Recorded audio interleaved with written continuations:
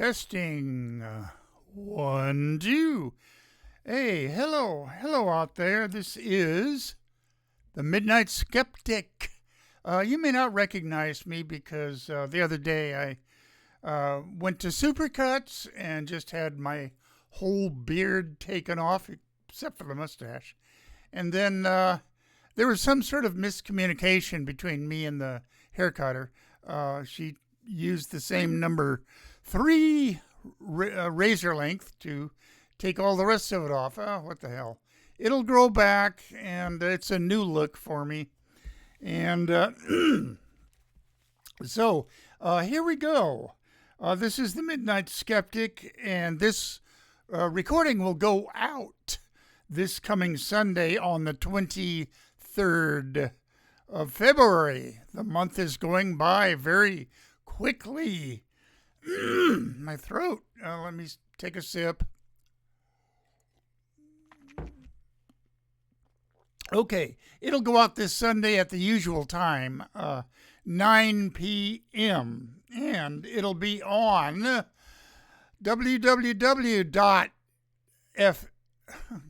Boy, I'm already screwing up. www.kpca.fm. And that's worldwide. And locally, 103.3 FM. Locally, by that I mean Sonoma County, here in sunny California today. And then, as soon as I get done with all this, I'm going to put it out on YouTube yet again for your enjoyment. And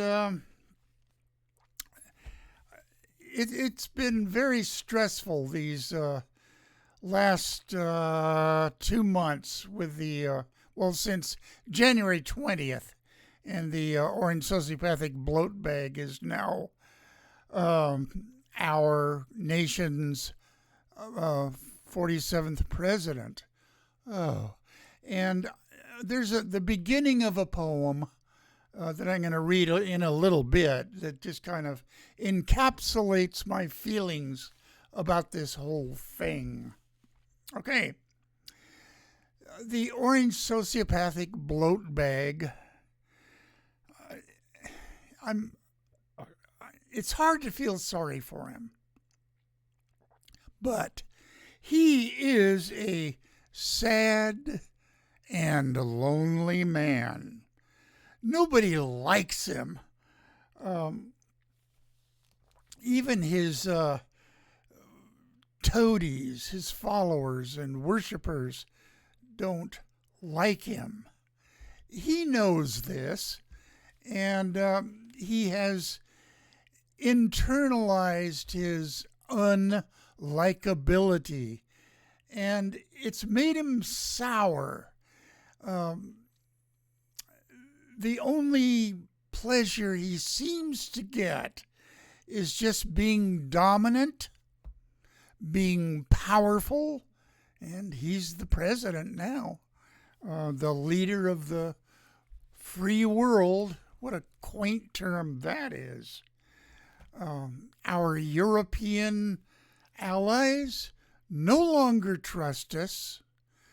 Our alliances, mainly NATO, and all of those countries are suspicious of us, as well they should be. And I'm going on and on and on off my notes here. And I just refuse to be sad or depressed about it. I'm not a depressed guy. In fact, one of the ways that I avoid depression is this show that I'm doing. I recommend it for everybody who might get a chance in their local radio station or community access outfit to do this. The 8th anniversary of this show was on February 2nd. And the first 2 or 3 years that I did this, I had to go downtown to Petaluma Community Access and used the studio down there that they had just built. It had all sorts of microphones dangling and I'm not sure what you call it, a motherboard with sliders and toggle switches that my son had to tutor me as to how it's used. They hired him for about a year and a half to orient other would-be DJs. That's who most of the personalities were.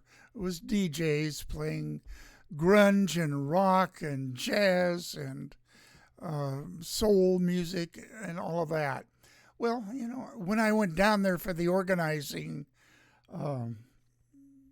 meeting on 8 years ago, February 2nd, I wasn't going to be a DJ. I just went down there because my son went down there along with a bunch of his buddies who all saw themselves as DJs. And Rob Tomaszewski, the station manager, came around with his clipboard, and I had met him a couple of times before. But anyway, he was standing over me. I was sitting down. He said, "Dave, what do you want to do?" And I said, "Well, I could probably do a talk show. I'm a member of the Worldwide Skeptics.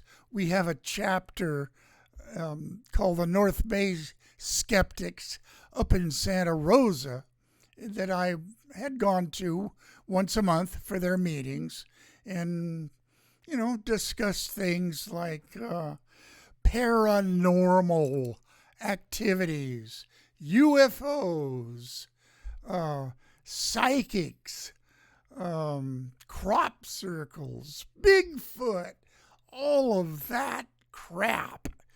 And I kind of stopped going regularly because there are a number of guys who just dominated the conversation about bashing religions. Now, I'm not religious, and in fact, I am somewhat anti-religious. I believe that all of the strife and wars and conflicts and misogyny in this world is the fault of religion, all religions. But anyway, I was a skeptic, and so I told Rob Tomaszewski, well, I could probably do a skeptically themed radio talk show. And so I called myself the Midnight Skeptic. And he wrote it down on his clipboard, and I was assigned a time, Sunday, 9 p.m., which is not exactly midnight.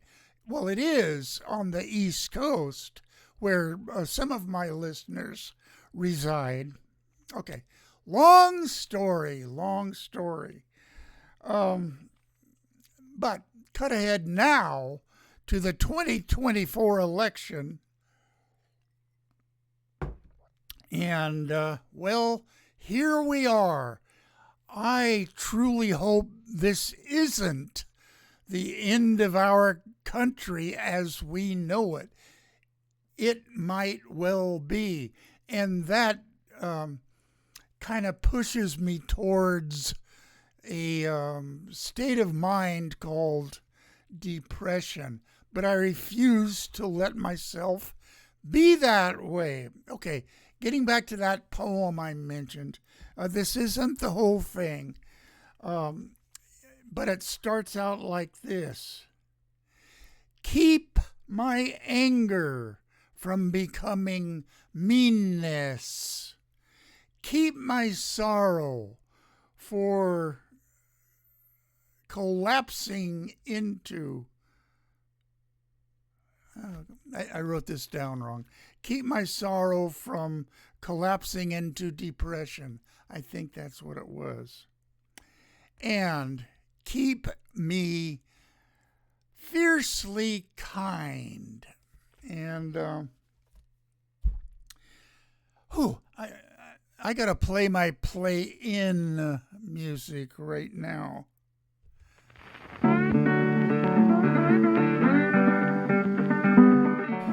You are listening to KPCA LP, Petaluma, California, at 103.3 FM and worldwide at www.kpca.fm. And this is the Midnight Skeptic. The views of the Midnight Skeptic are not necessarily the views of KPCA or any of its affiliates.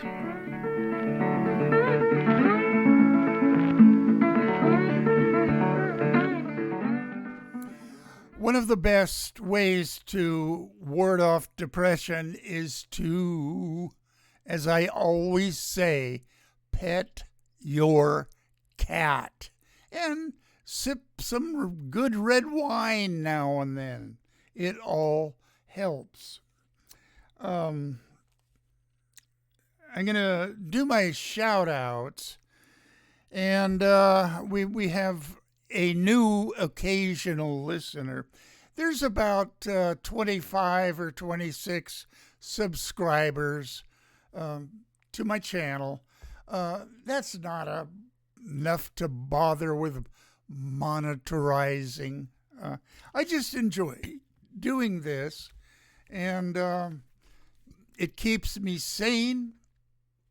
It keeps me relatively happy. I enjoy being a happy person.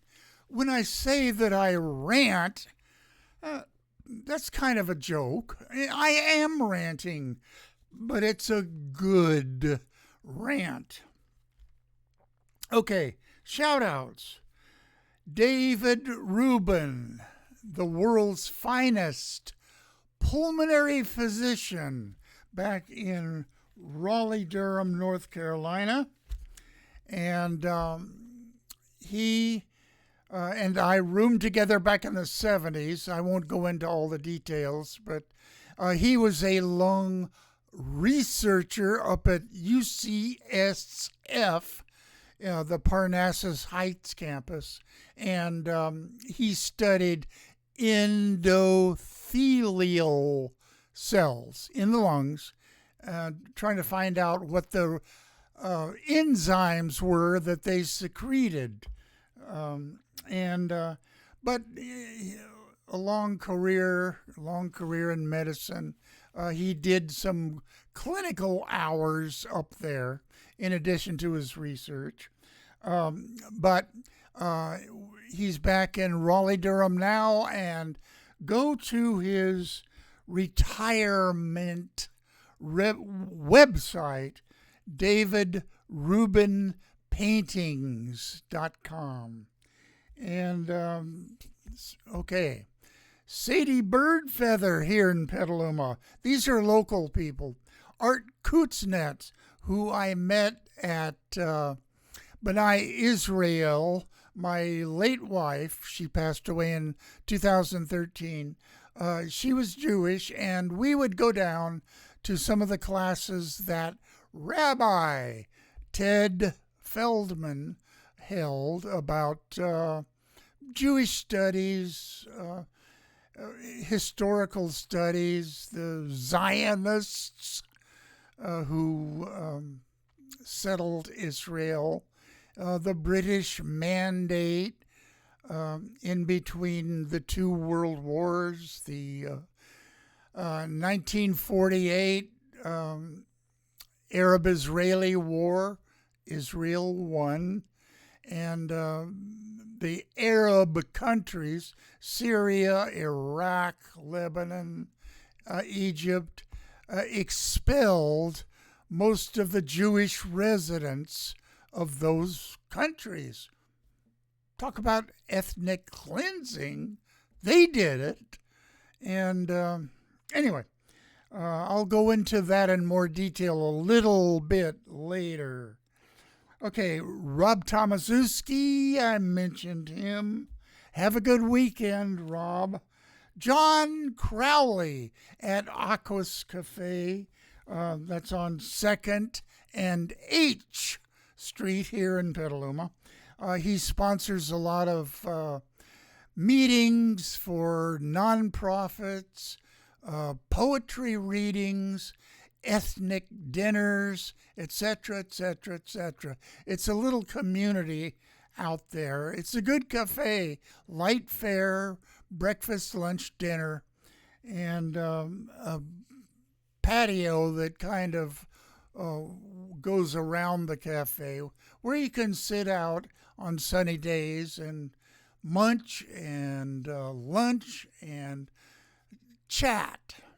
Okay, Ralph Scott. He is an audio book producer. Squeaky Cheese Productions is his business. I met him at this organizing community at KPCA, Petaluma Community Access. He was the godfather behind the Petaluma radio players who recreated radio shows for broadcast on KPCA.FM. He has a stable of voice thespians that he uses for these audiobooks. Tim Conrad, go to his newsletter. You'll enjoy it. Sign up, not sign up. Brain freeze on some of these words. But anyway, he's online, and his newsletters are quite interesting. Some of them political, some of them about his life up in Sonora, where I ended up coming from. Okay, Project Censored. Mickey Huff back in Ithaca College is the godfather for it. Andy Lee Roth and Nolan Higdon and Shaylee Voidal are the other guiding lights behind Project Censored. They come out with a book once a year called The State of the Free Press. And then whatever year it is, the 2025 issue is out now. They explore stories that are reported wrong, underreported, or not reported at all. And they will inform a news-thirsty public about these things. Okay. Oh, where am I? Okay. Before we go on, I just gotta say that I am woke and proud of it. And screw the Republicans. Screw the MAGA heads. Woke is a good thing to be. In my mind, it just means nice, kind, and accepting, as opposed to the... Okay, every time I mention Republicans, I'm going to call them mean, cruel, and hateful, which they are. Not to mention, as far as the politicians go, they're spineless in their ability to stand up to the orange sociopathic bloat bag. Okay, I'm off my notes yet again. Okay, let's go back to local people.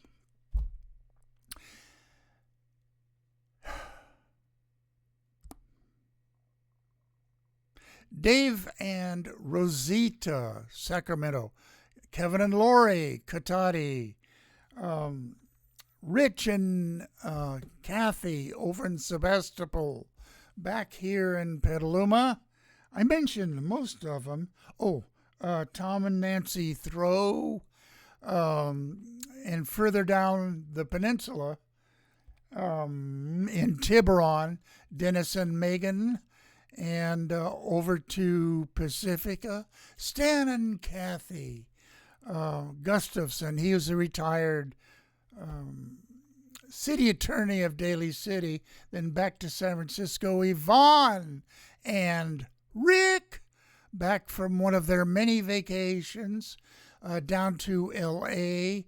Aunt Jackie and her daughter Samantha, Samantha's little boy David, and then her sister, Aunt Jackie's other daughter, younger daughter, who the last I heard, she was living in Austin, and she's an occasional listener.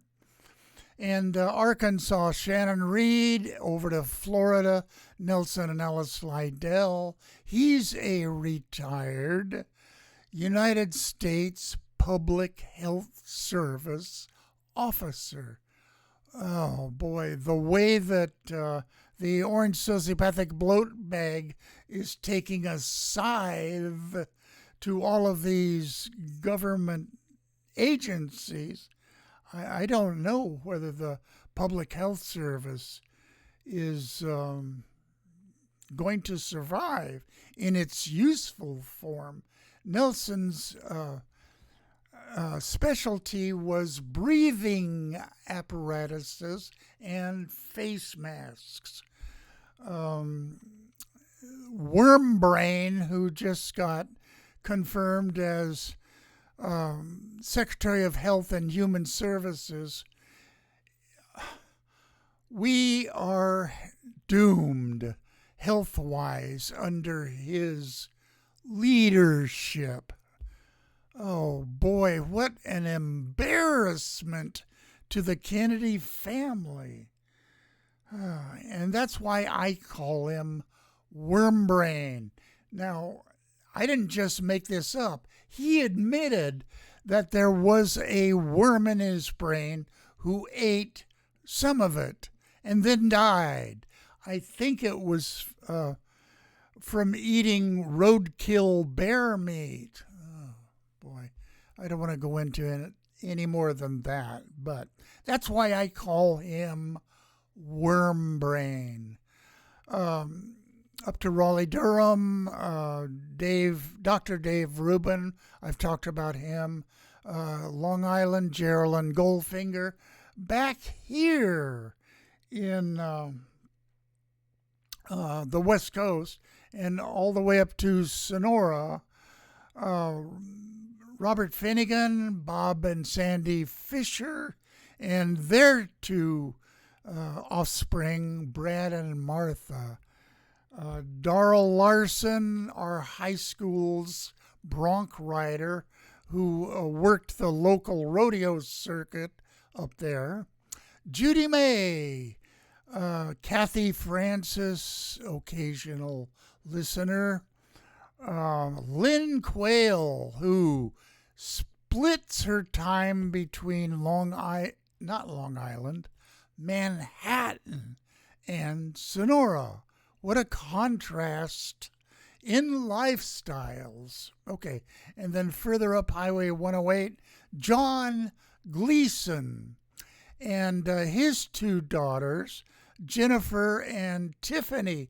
Tiffany is an occasional listener, and she is an African studies scholar and professor. And I'm not sure of the college where she is, but she did her a lot of her graduate studies in the country of Benin, and she speaks Yoruba, Yoruba. Okay, and then all the way down to Mexico City, Rosamalia Lopez Negrete. She was in our class up here in Sonora. And she's not a big fan, last I heard, of Claudia Scheinbaum, but I like her. She stood up to the orange sociopathic bloat bag and, is not exactly cooperating. Okay. Oh boy, is that the end of the shout outs? Yes.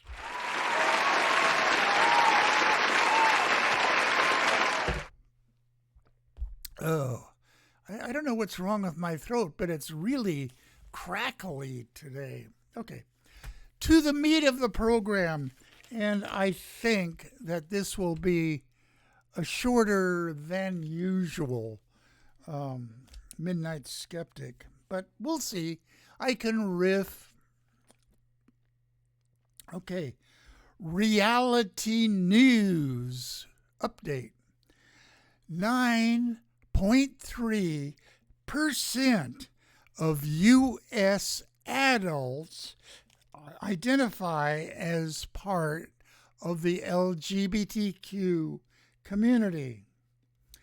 This is by Gallup poll very recently.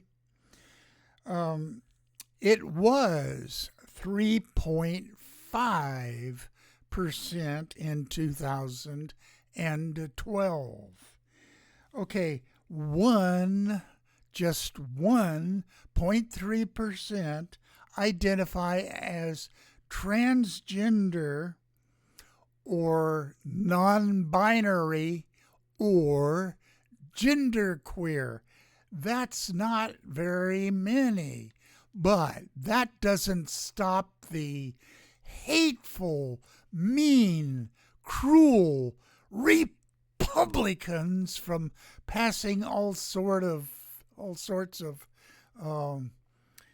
hateful, cruel, mean laws against that community in the states where they are in governmental control.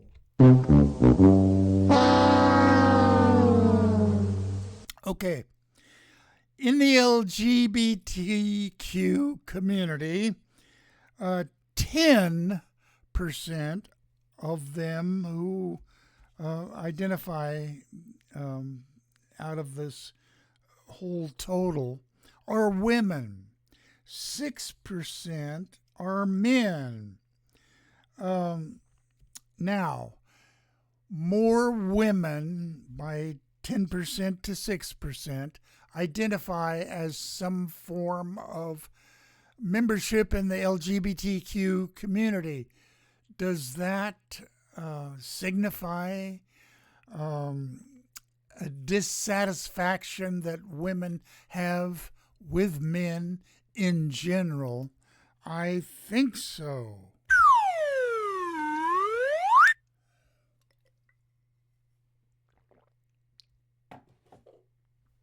Okay, let's see. First wave feminism was the suffragettes back in the 19 teens and 20s. Second wave feminism emerged with mainly the publication of oh boy, I'm off my notes. Oh boy, it was a book by. This is a what's known as a brain freeze.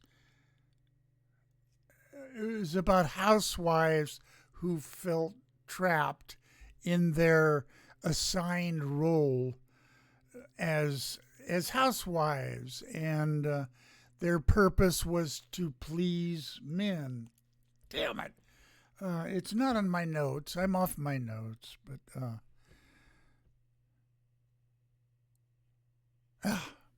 okay. Third wave feminism is of the 80s. This book that I'm struggling to think of the title of came out in the late 50s, I believe. The Feminine Mystique. Okay, that was the name of the book. And who was the female that wrote it? The Feminine Mystique. Anyway, okay, that was late 50s and 60s, second wave feminism. The 80s was third wave feminism, where women were encouraged to get more education, rise up the corporate ladder,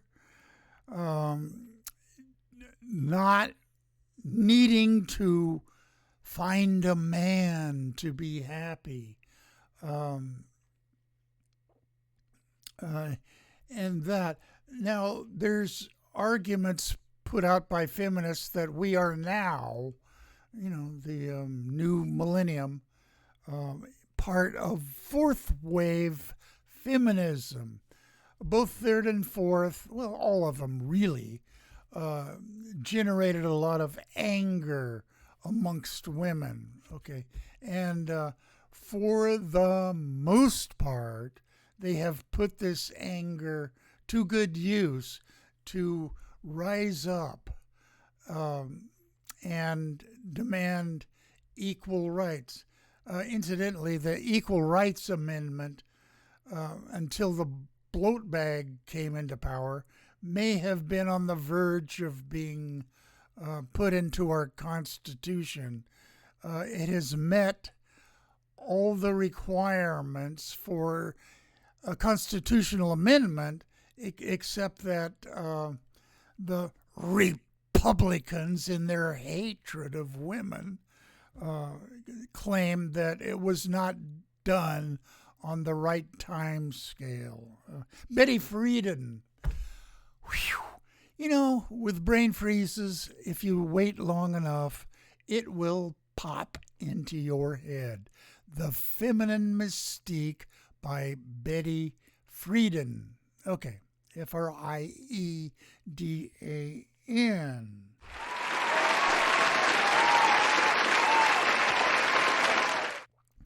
Okay, new topic. Great news. Bioreceptive concrete has been developed in the Netherlands. They're really big on protecting the environment and helping the environment. It's transforming urban landscapes by seamlessly integrating greenery into built environments, meaning buildings, like moss mainly. And they use, I'm talking mosses, they use rhizoids, not roots. If roots get in there, they tend to undermine the structural integrity of building materials, mainly concrete. But the Dutch have come up with a rhizome anchoring moss, okay, and a concrete that will tolerate it.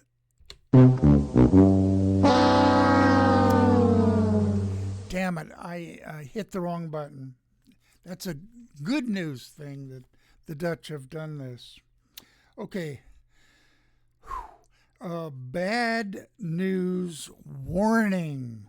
The Orange Sociopathic Bloat Bag administration is doing the hard work of bringing about a swift end to the entirety of human civilization.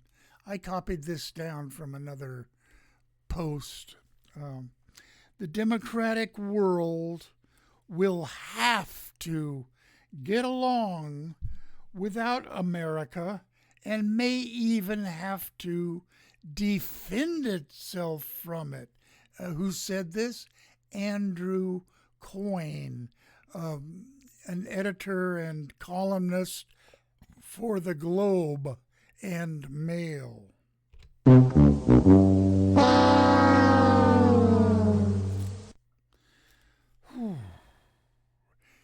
Can you imagine us totally abandoning our NATO allies? Well, it's right around the corner, unfortunately. Good news. Wow. I try to find good news wherever I can.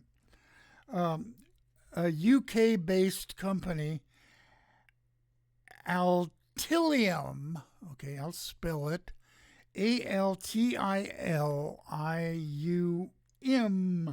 has successfully recovered 97% of lithium and 99% of graphite from used batteries. Renewables and storage is the future of our energy needs.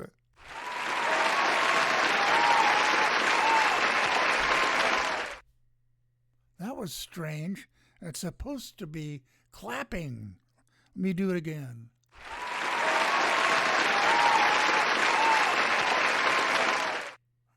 Yeah. Okay, maybe I'll have to have my audio engineer redo some of these sound effects. A good quote from apparently a Muslim man, Bacha Khan, Khan. Okay, this is what he said. Quote, "If you wish to know how civilized a culture is, look at how they treat their women." He could have worded this a little better. I mean, it sounds like women are the possession of men in a lot of cultures. Well, they kind of are. But if you treat them good, it's okay. No, they should be equals in any marital relationships or societal relationships. Okay. Okay. And here's a quote I posted, and I don't know who said this, but I posted it on my Facebook page, and it got a lot of good responses. Okay. What they hate in you is missing in them. Keep shining. Okay. We know who they is. It's the Republicans, the hateful, mean, cruel Republicans. What they hate in you is missing in them.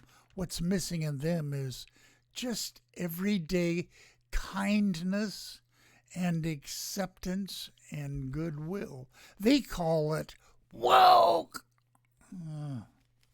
Okay. I have a recommendation for my listeners out there. Go online and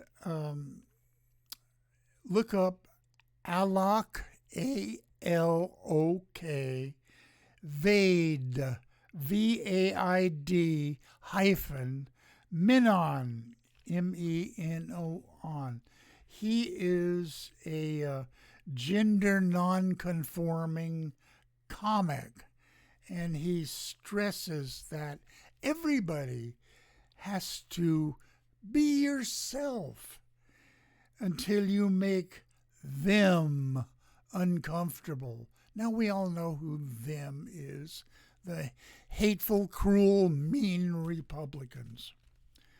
And he said this in a Ford Foundation talk that he gave. Look it up on Facebook. Now I'll say it one more time.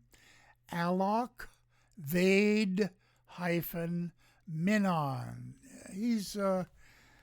He explains the tribulations of the trans community and the LGBTQ community in general in a very engaging and real way.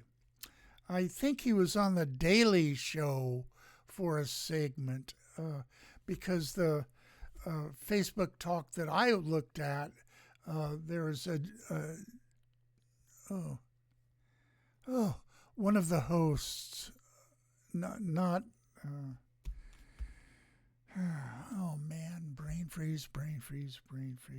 But anyway, he was a very engaging speaker, and it was I have to admit that it was a bit jarring seeing him speak, but everybody has to be yourself and be accepted, whatever, by the rest of us. Okay. Real good news. School librarian Lucy Podmore, Podmore, at Tom C. Clark High School in San Antonio, Texas, began an award-winning interactive freedom walk to teach students and the community how censorship issues affect literary access. The district is very varied socioeconomically and ethnically, in every which way. And the principal of the school is supportive of the Freedom Walk, going into its third year now. They won an award that's handed out by the ALLA, American Library Association. I can't remember the name of the award right now, but they gave it to her. And of course, she's received blowback from the hateful, mean, cruel Republicans. Of course, there were death threats that came along with it, but she is persisting. And like I say, she's in her third year of this Freedom Walk now. Okay. Bad, sneaky Christian news. North Dakota Senate Bill 2355 would require the teaching of intelligent design in science content standards in K through 8 schools in North Dakota.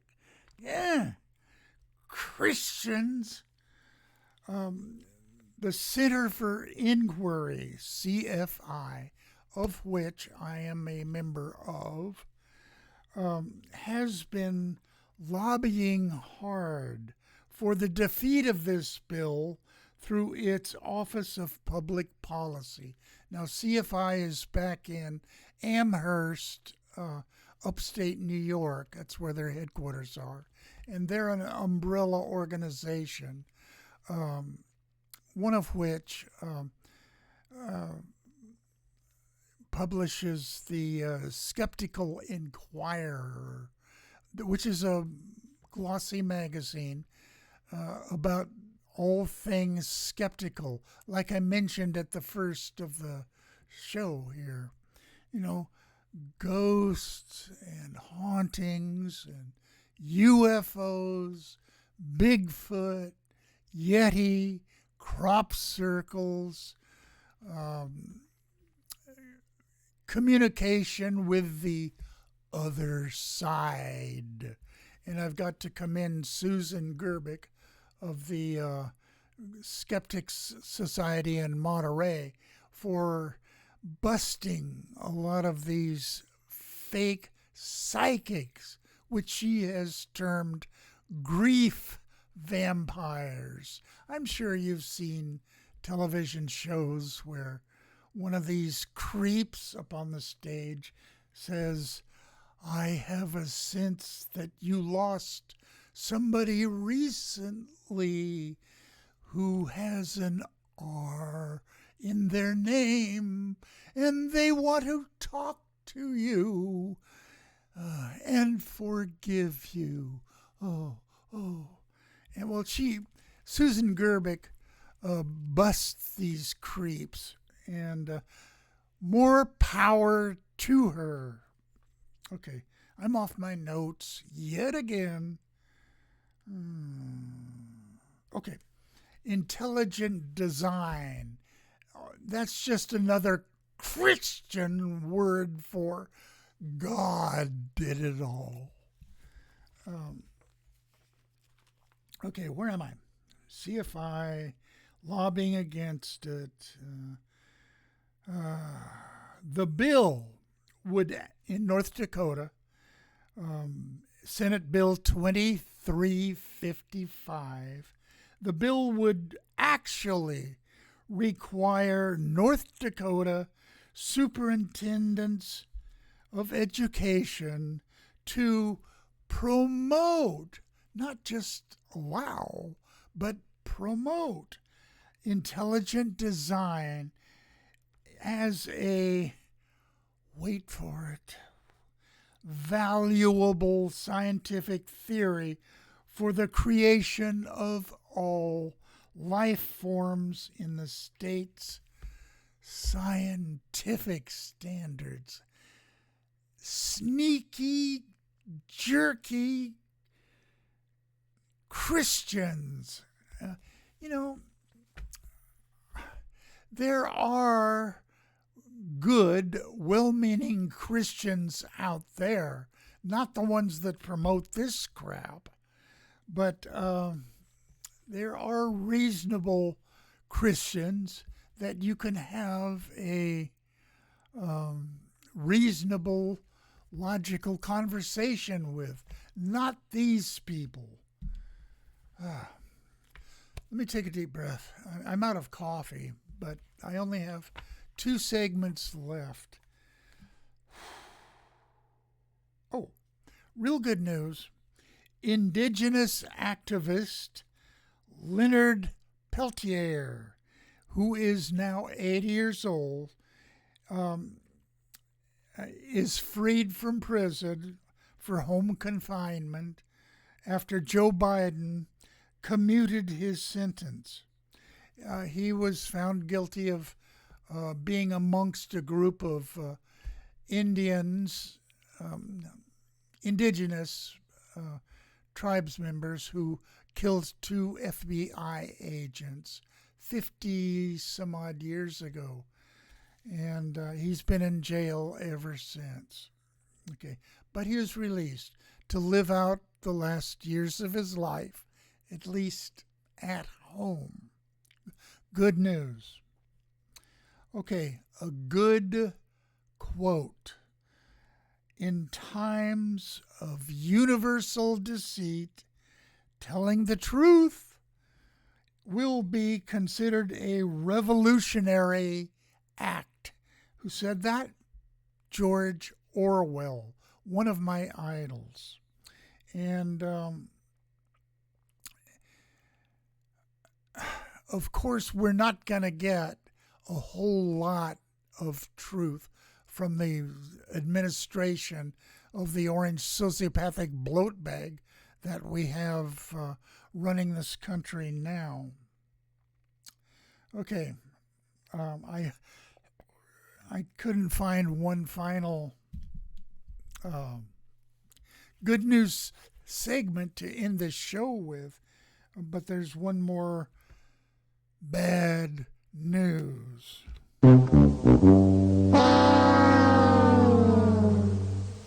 The state of Texas, Republican controlled, won't even study how its draconian abortion ban impacts women. Miscarriages and delayed care, medical care, is causing more and more women's deaths in Texas. Do Republicans care? Not a whit. The mean, hateful, cruel Republicans couldn't give a crap about anything except the survival of a blastocyst. Now, a blastocyst is what you have after about the fourth separation of the cells, of the fertilized cells. And they call themselves Christians. Okay, when I go on my Facebook page, and I don't do this a lot. You guys can all see my buzz cut out there, but where it's appropriate and not all the time, when the poster, whoever's posting something, mentions Republicans or MAGAs or Trump, I always put down hateful, mean, cruel Republicans. I wish that all my listeners out there would do this. Eventually, the term Republican will become associated with mean, hateful, cruel. They do it, and I know that it's childish to call names, but they've successfully put into people's minds that the word woke and radical is associated now with Democrats. Okay? So, on that note, here we go. Play out music.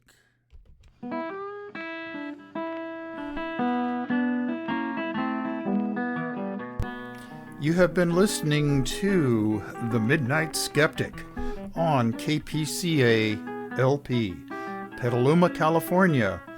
And we're at 103.3 on the FM dial and worldwide at www.kpca.fm. Support community radio at patreon.com/Petaluma Community Access. And remember, think critically, think logically, but live joyously, and most importantly, pet your cats.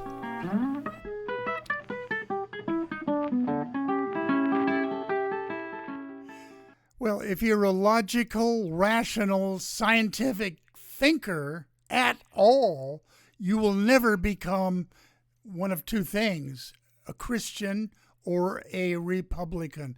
And if you have a few bucks lying around and you want to contribute to Petaluma Community Access, go to Patreon and kick a few bucks our organization's way. I won't see any of it. I don't need it.